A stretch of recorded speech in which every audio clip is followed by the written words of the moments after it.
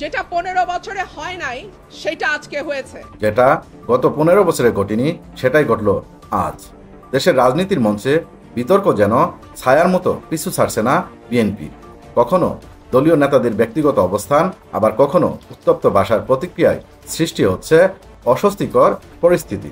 সম্প্রতি রাজধানীর আগারগাঁয়ে নির্বাচন কমিশন ভবনে বিএনপি নেত্রী রুমিন ফারহানা এবং এনসিপি নেতাদের মধ্যে হাতাহাতি ও উত্তপ্ত বাক্য বিনিময়ের ঘটনায় রাজনৈতিক অঙ্গনে ব্যাপক আলোচনার জন্ম দিয়েছে। এরই মধ্যে 5ই আগস্ট গণ অভ্যুত্থানের প্রসঙ্গে বিএনপির উপদেষ্টা ফজলুর রহমানের বিতর্কিত মন্তব্য দলকে আরও চাপে ফেলেছে। বেসরকারি একটি টেলিভিশন অনুষ্ঠানে বিএনপি মিডিয়া সেলের সদস্য মাহমুদা হাবিবা জানান, জুলাই আগস্টের গণ অভ্যুত্থান নিয়ে ফজলুর রহমানের মন্তব্য ইতিমধ্যেই দলের পক্ষ থেকে কঠোর ভাষায় সতর্ক করা হয়েছে।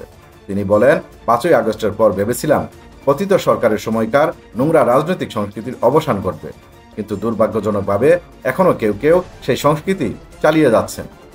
এতে দল অস্বস্তিতে পড়েছে। এ ধরনের উগ্র কথোপকথনের কোনো সুযোগ নেই, তবে এই দায়টা ব্যক্তিকেই নিতে হবে।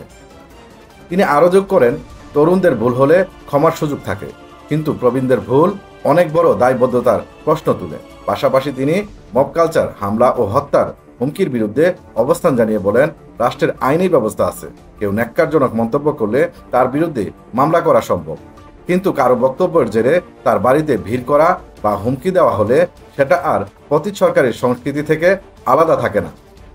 রাজনৈতিক বিশ্লেষকদের মতে বিএনপি যে পরিবর্তনের রাজনীতি করতে চাইছে, এমন ঘটনাগুলো সেই পথকে কঠিন করে তুলছে।